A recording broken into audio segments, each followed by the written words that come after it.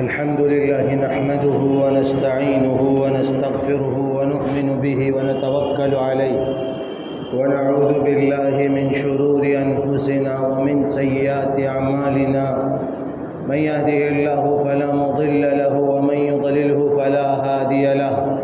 ونشهد أن لا إله إلا الله وحده لا شريك له، ونشهد أن سيدنا ومولانا محمدًا عبده ورسوله صلى الله تعالى عليه وعلى آله وأصحابه وأزواجه وذرياته وأهل بيته وبارك وسلم تسليما كثيرا كثيرا. أما بعد، فأعوذ بالله من الشيطان الرجيم. بسم الله الرحمن الرحيم. إن الدين عند الله الإسلام. وقال تعالى: ومن يبتغي غير الإسلام دينا فلن يقبل منه وهو في الآخرة من الخاسرين. وقال تعالى: ثم جعلناك على شريعة من الأمر فاتبعها ولا تتبع أهواء الذين لا يعلمون إنهم لن يغنوا عنك من الله شيئا. صدق الله مولانا العظیم. بزرگان محترم، حاضرین مجلس،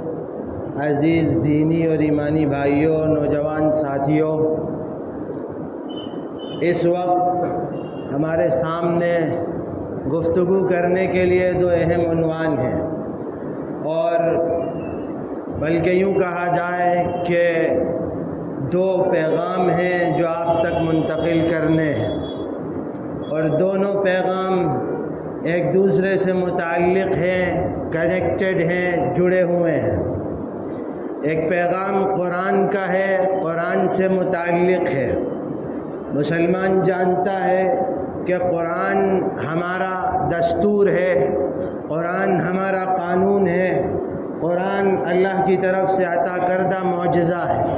قرآن پاک حضور اکرم صلی اللہ علیہ وسلم کو ایک ایسا معجزہ عطا کیا گیا ہے جو جس دن سے نازل ہوا ہے اس دن سے لے کر جب تک اللہ چاہے گا معجزے کی حیثیت سے دنیا میں باقی رہے گا۔ تو ایک پیغام قرآن کا ہے اور دوسرا پیغام یونیفارم سول کوڈ سے متعلق ہے۔ میں نے جیسے عرض کیا کہ قرآن ہی قانون ہے، قرآن ہی دستور ہے، اور مسلمان اس کے بغیر زندگی نہیں گزار سکتا۔ یہ الگ بات ہے کہ امت کا رشتہ قرآن سے کمزور ہو گیا ہے، امت قرآن کو اب ایسا لگتا ہے کہ معجزے کی حیثیت سے تسلیم نہیں کرتی ہے۔ بظاہر تو امت اس کو مانتی ہے، تسلیم کرتی ہے اور زبان سے یہ الفاظ دہراتی ہے، لیکن عملی زندگی سے ایسا محسوس ہوتا ہے کہ یہ نعرہ صرف زبانی نعرہ ہے، عملی زندگی میں اس کی کوئی حیثیت نظر نہیں آتی۔ آپ کے علم میں ہوگا کہ اس وقت سویڈن میں جو واقعہ قرآن کریم سے متعلق پیش آیا، جو انتہائی مذمت ناک ہے، جس کی جتنی مذمت کی جائے کم ہے، اور صرف اس لیے نہیں کہ قرآن پاک اللہ کی کتاب یا مسلمانوں کی کتاب ہے، قرآن ھدی للناس ہے، قرآن سارے انسانوں کے لیے ہدایت نامہ ہے، قرآن پوری دنیا کو امن و سلامتی کا راستہ دکھاتا ہے، قرآن دنیا کے تمام انسانوں کی رہنمائی کے لیے اتارا گیا ہے۔ اگر مسلمان کوئی یہ کہتے ہیں اور سمجھتے ہیں کہ قرآن صرف مسلمانوں کی کتاب ہے تو یہ قرآن کی ترجمانی نہیں ہے۔ اللہ رب العزت نے سورہ بقرہ کی جس آیت کریمہ میں قرآن کے نازل ہونے کا اعلان فرمایا ہے، اسی جگہ پر اللہ نے یہ بات بھی بیان فرمائی ہے کہ یہ ھدی للناس ہے، سارے انسانوں کے لیے ہدایت نامہ ہے۔ البتہ یہ بات بھی سورہ بقرہ کے بالکل شروع میں ارشاد فرمائی ہے کہ یہ ھدی للمتقین ہے۔ اس کی ہدایت کا فائدہ ان افراد کو ہوگا جو اللہ سے ڈرنے والے، اللہ کی شریعت پر عمل کرنے والے، اللہ رب العزت کے قانون کو ماننے والے،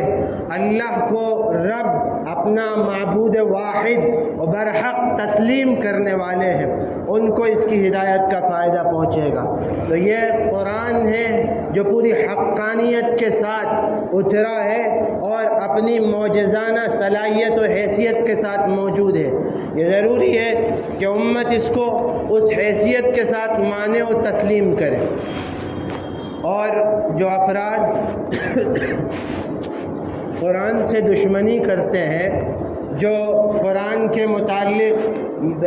انتہائی گندے اور مذمت ناک عمل کرتے ہیں، وہ صرف قرآن کے دشمن نہیں ہیں، وہ پوری دنیا کی امن و سلامتی کے دشمن ہیں، وہ پوری دنیا کی انسانیت کے دشمن ہیں۔ اس بنیاد پر ہے کہ جو کتاب صرف اور صرف امن و سلامتی کی دعوت دیتی ہو، جو کتاب ساری دنیا کو ہدایت کا راستہ دکھاتی ہو، جو کتاب ہدایت کی طرف رہنمائی کرتی ہو، وہ اس کتاب سے دشمنی کر کے گویا کہ اس بات کو تسلیم کر رہے ہیں کہ ان کے اندر کا شیطان قرآن سے ڈرتا اور کانپتا ہے، وہ قرآن کی حقانیت کے سامنے ٹک نہیں سکتے۔ لہٰذا امت مسلمہ کے لیے سب سے پہلا اور ضروری پیغام یہ ہے کہ امت مسلمہ قرآن سے چمٹ جائے، قرآن کو اپنی زندگیوں میں اختیار کرے اور قرآن کے بلبوتے پر آگے بڑھے، قرآن کو اپنا قانون، اپنا دستور تسلیم کرتے ہوئے اس پر عمل کرے۔ یہ وقت کی اہم ترین ضرورت ہے۔ اور جہاں تک تعلق ہے یونیفارم سول کوڈ کا، تو اس وقت ملک میں ایک ہنگامہ ہے اور ہر طرف شور ہے کہ بس ملک میں ایک قانون نافذ کر دیا جائے اور پورے ملک کو ایک ہی نظام کے تحت چلایا جائے۔ تو سب سے پہلے ضروری ہے کہ یونیفارم سول کوڈ کو، اس کے مطلب کو سمجھا جائے، اس کی تاریخی حیثیت کو جان لیا جائے۔ جہاں تک تعلق ہے ہندوستان کا، تو جس وقت ہندوستان میں مسلمانوں نے قدم رکھا اور مسلمان جس وقت ہندوستان میں سب سے پہلے آئے، تو اس وقت کوئی ایسا قانون نہیں تھا جو مسلمانوں کو یا کسی برادری کو، کسی مذہب کے افراد کو اپنے پرسنل لا پر عمل کرنے سے روکتا ہو۔ مسلمانوں نے اور تمام اقوام نے اپنے آزادی کے ساتھ اپنے تمام آئلی معاشرتی قوانین پر عمل کیا اور کرتے رہے۔ اس کے بعد پھر اس ملک میں وہ دور بھی آیا کہ مسلمانوں کی حکمرانی رہی، مغل اچھا رہے، ان سے پہلے بھی بہت سے افراد رہے اور ایک لمبے عرصے تک مسلمانوں کی حکمرانی رہی، لیکن اس دور میں بھی کسی کے پرسنل لا کے ساتھ چھیڑ چھاڑ نہیں کی گئی۔ ایک طرف جہاں پر مسلم عدالتیں تھیں، مسلم دارالقضاء تھے کہ جس میں مسلم قاضی جج بیٹھ کر فیصلے کرتے تھے، تو دوسری طرف دیگر مذاہب میں، مثال کے طور پر ہندو دھرم ہو یا کوئی اور مذہب ہو، اس کے لیے ان کے مذہب کے رہنماؤں کو بادشاہوں کی طرف سے متعین کیا جاتا اور وہ اس کے مطابق فیصلے کرتے تھے، اپنے مذہب کے مطابق، اپنے قانون کے مطابق۔ لہٰذا کبھی بھی اس کے ساتھ چھیڑ چھاڑ نہیں کی گئی کہ پورے ملک کو ایک قانون کے تحت چلایا جائے۔ اور اس کے بعد پھر جب مسلم حکمرانی ملک سے ختم ہوئی، انگریزوں کا دور آیا اور انگریز نے اس ملک پر قبضہ کیا۔ ایسٹ انڈیا کمپنی کے ذریعے سے اس ملک پر سن 1600 سے اس کی شروعات کی گئی اور اس کے بعد پورے ملک پر وہ قابض ہوئے، لیکن انہوں نے بھی کبھی بھی کسی کے پرسنل لا کے ساتھ چھیڑ چھاڑ نہیں کی، چاہے وہ مسلم پرسنل لا، مسلمانوں کے قوانین ہوں یا دیگر قوانین ہوں۔ ان کو مطلب ہندوستان کے مال سے تھا، یہاں کے افراد سے نہیں تھا، یہاں کے پرسنل لا سے نہیں تھا۔ وہ ایک بات کا عرصہ ہے کہ مسلمانوں نے جب یہ دیکھا کہ یہ ہمارے ملک پر قابض ہو رہے ہیں اور یہ ظالم و غاصب ہیں اور یہ ہمارے ملک کو نقصان پہنچا رہے ہیں، تو ان کے خلاف آزادی کی لڑائی کی تحریک مسلمانوں نے چلائی، اور اس کے بعد کے آخری دور میں اس ملک کے دوسرے برادران وطن بھی اس میں شامل ہوئے۔ البتہ یونیفارم سول کوڈ کا مدعا کبھی اس ملک میں اٹھایا نہیں گیا، اور اس کے بعد جب ملک آزاد ہوا تو ڈاکٹر بھیم راؤ امبیڈکر نے جو ملک کا قانون لکھا، ڈاکٹر بھیم راؤ امبیڈکر نے یہ بات لکھی کہ اگر ہندوستان جیسے جمہوری ملک میں کوئی یونیفارم سول کوڈ کے نفاذ کی بات کرتا ہے اور یونیفارم سول کوڈ کو لانے کی بات کرتا ہے تو اس سے بڑا پاگل کوئی نہیں ہوگا۔ یہ میں اپنے پاس سے نہیں کہہ رہا، تاریخ میں یہ بات کتابوں میں موجود ہے۔ یہ بات ڈاکٹر بھیم راؤ امبیڈکر نے کہی، جنہوں نے اس ملک کے قانون کو لکھا ہے۔ آج یونیفارم سول کوڈ کے مسئلے کو مسلمانوں کے اور غیر مسلموں کے درمیان کا مدعا بنانے کی کوشش کی جا رہی ہے، اور بہت سے افراد یہ سمجھ رہے ہیں کہ یونیفارم سول کوڈ کا مسئلہ ایک بس عام سا مدعا ہے، اس کی کوئی حیثیت نہیں ہے۔ ایک یہ بھی سازش چلائی جا رہی ہے کہ یونیفارم سول کوڈ صرف ایک نعرہ ہے، اس سے زیادہ اس کی کوئی حیثیت نہیں ہے۔ میں صاف طور پر یہ بات کہنا چاہتا ہوں کہ جو لوگ اس سے واقف نہیں ہیں، جو ناسمجھی کی بنیاد پر اس طرح کی باتیں کر رہے ہیں، وہ اس سے واقفیت نہیں رکھتے ہیں، چونکہ یونیفارم سول کوڈ کا مطلب یہ ہے کہ مسلمانوں کے جو مذہبی قوانین ہیں، جو آئینی قوانین ہیں، جو مسلم پرسنل لا کے تحت آتے ہیں، اس کو ختم کر کے رکھ دیا جائے، اور صرف مسلمانوں کے نہیں بلکہ جتنی برادریاں ہیں، جتنی اقوام ہیں، جتنے مذاہب ہیں، ان کے تمام جو پرسنل لا ہے اس کو ختم کر کے رکھ دیا جائے۔ اس لیے کسی بنیاد پر بھی پرسنل لا کے موضوع کو صرف مسلمانوں کا مدعا نہ سمجھا جائے، بلکہ اس بات کو بہت اچھی طرح سمجھ لیا جائے کہ یہ ملک کے قانون کو، جو ملک کا آرٹیکل 25 ہے، جو ہمیں آزادی دیتا ہے کہ ہم اپنے پرسنل لا پر، مذہبی قوانین پر عمل کریں، یہ اس کے خلاف ہے، یہ اس کا دشمن ہے۔ اور جو لوگ سوشل میڈیا کے تحت اس ٹریپ میں پھنس رہے ہیں، بہت سے ایسے پوسٹ، ایسی ویڈیوز چلائی جا رہی ہیں کہ اس کے خلاف ریئیکشن نہ کیا جائے ورنہ دیگر اقوام متحد ہوں گی، مسلمانوں کے خلاف ماحول بنے گا۔ میں آپ سے صاف طور پر یہ بات کہنا چاہتا ہوں کہ جو لوگ سمجھداری کی بنیاد پر بات کو سمجھتے ہیں، مسلمان نہیں، اس ملک میں بسنے والے تمام افراد وہ یونیفارم سول کوڈ کے خلاف ہیں۔ اگر کل جن لوگوں نے نیوز دیکھی ہوگی وہ جانتے ہیں کہ کل بہت سی اقوام نے اس کے خلاف میمورنڈم پیش کیا ہے، خود اندور میں اور دیگر شہروں میں اس کے خلاف مہم چلائی جا رہی ہے۔ اب اس کے ماتحت ہماری ذمہ داری کیا ہے، اس کے تئیں ہماری ذمہ داری کیا ہے، وہ ہے اس وقت کا پیغام۔ اس وقت ہماری ذمہ داری یہ ہے کہ آل انڈیا مسلم پرسنل لا بورڈ نے ابھی ایک مہم چلائی ہے کہ جو لا کمیشن آف انڈیا ہے اس نے عوامی رائے مانگی ہے کہ ہر فرد اپنی رائے پیش کرے کہ وہ یونیفارم سول کوڈ کے بارے میں کیا نظریہ رکھتا ہے، اس کا اوپینین کیا ہے۔ لہٰذا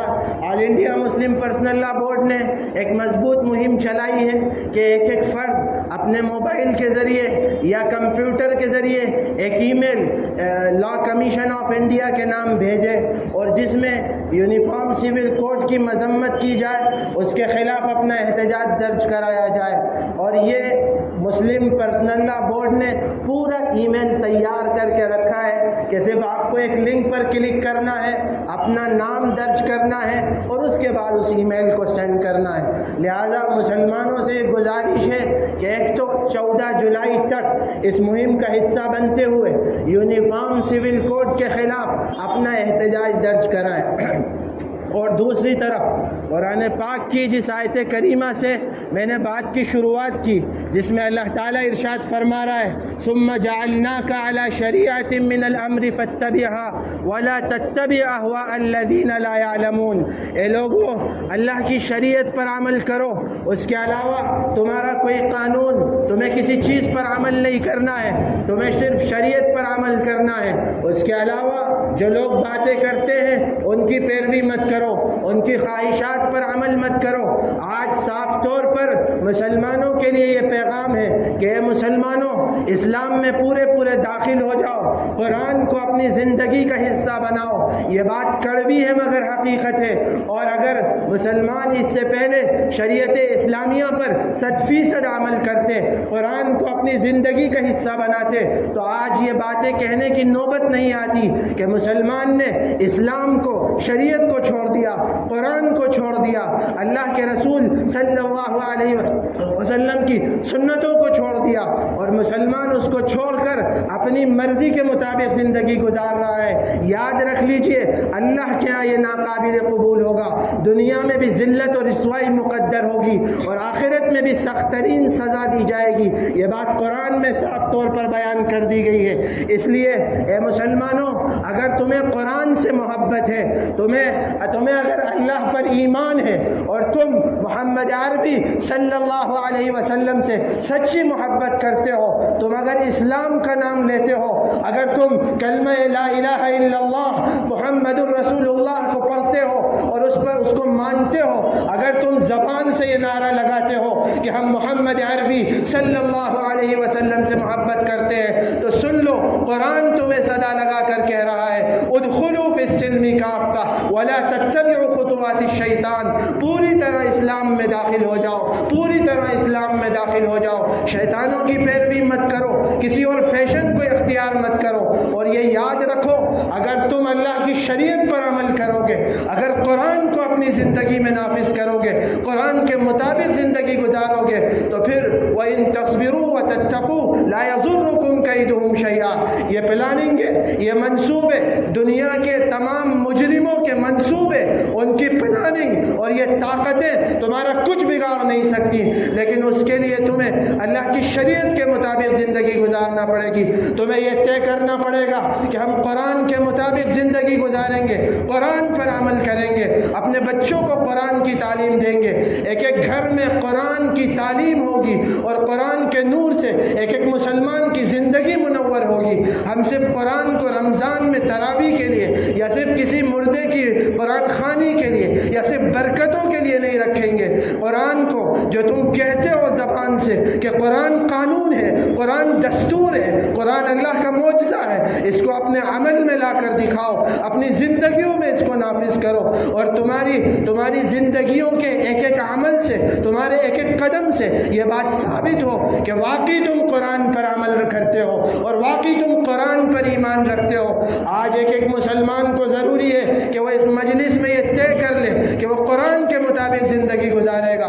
قرآن کو واقعی معنوں میں اپنا دستور بنائے گا۔ جس آیت کریمہ سے بات کی شروعات کی تھی، اللہ نے ارشاد فرمایا ان الدین عند اللہ الاسلام، اللہ کے نزدیک زندگی گزارنے کا طریقہ صرف الاسلام ہے، صرف الاسلام ہے۔ تم کسی معاشرے میں جیتے ہو، تم کوئی کاروبار کرتے ہو، تم کوئی کام کرتے ہو، اللہ کے ہاں بہانے نہیں چلیں گے، اللہ کے ہاں یہ بات نہیں چلے گی کہ ہم معاشرے کے حساب سے جی رہے تھے۔ اللہ نے یہ اعلان کر دیا، اب اگر تم ایمان رکھتے ہو قرآن پر، تو پھر یہ یاد رکھو، اللہ کہہ رہا ہے کہ اللہ کے نزدیک زندگی گزارنے کا طریقہ صرف الاسلام ہے، اور جو اس کے علاوہ کوئی اور طریقہ کار اختیار کرے گا فَلَن يُقْبَلَ مِنْهُ، اس سے قبول نہیں کیا جائے گا، اس کو ایکسیپٹ نہیں کیا جائے گا، ریجیکٹ کر کے رکھ دیا جائے گا۔ جیسے آج تمہارے خلاف قوانین بنانے کی بات کی جا رہی ہے، قرآن کے دشمن قرآن کی شان میں گستاخی کر رہے ہیں، مسلمان تڑپ رہا ہے، سسک رہا ہے، بلک رہا ہے، اپنے احتجاج درج کرا رہا ہے، چلا رہا ہے، اس کی نوبت کیوں آ رہی ہے؟ ماضی کی تاریخ اٹھا کر دیکھ لو،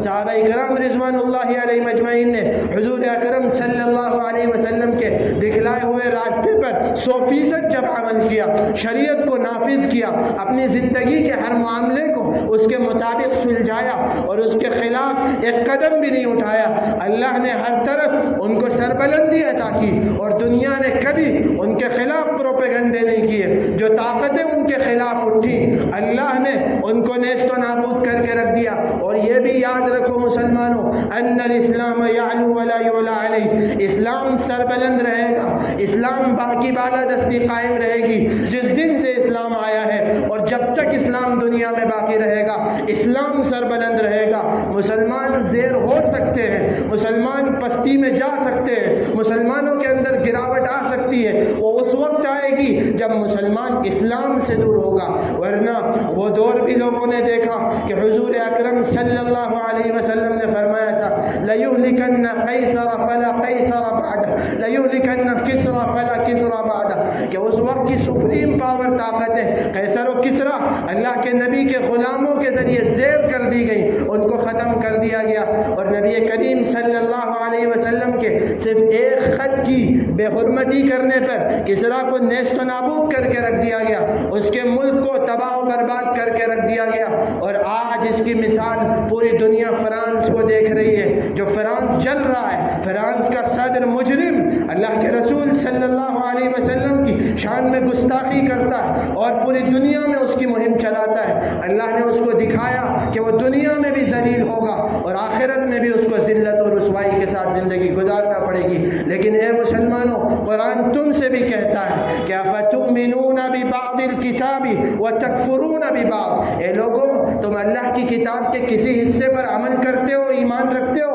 اور کسی حصے کا انکار کرتے ہو۔ فما جزاء من يفعل ذلك منكم الا خزي في الحیات الدنیا، اگر تم ایسا کرو گے تو دنیا میں ذلیل و رسوا ہوگے۔ ویوم القیامت یردون الی اشد العذاب، اور آخرت میں سخت ترین عذاب تمہیں دیا جائے گا۔ وما اللہ بغافل عما تعملون، اور یاد رکھو دنیا میں دھوکہ دے سکتے ہو کہ تم کیا کر رہے ہو، اللہ کو دھوکہ نہیں دے سکتے۔ تم جو کچھ کر رہے ہو اللہ اس سے غافل نہیں ہے، تمہاری ایک ایک چیز اللہ کے ریکارڈ میں ہے، اللہ کے سرویلانس میں ہے، اللہ اس کو ریکارڈ کر رہا ہے اور آخرت میں تمہارے سامنے پیش کر دیا جائے گا۔ اور اس وقت کی معذرت اور معافی کوئی کام آنے والی نہیں ہے۔ اللہ نے موقع دیا ہے کہ اس دنیا میں اسلام کے مطابق زندگی گزارو، اس پر عمل کرو۔ میں پھر یہ بات کہہ رہا ہوں کہ یہ وقت جذباتی باتیں کرنے کا نہیں ہے، جذباتی تقریریں کرنے کا نہیں ہے، یہ وقت ہے بیداری کا، یہ وقت ہے عمل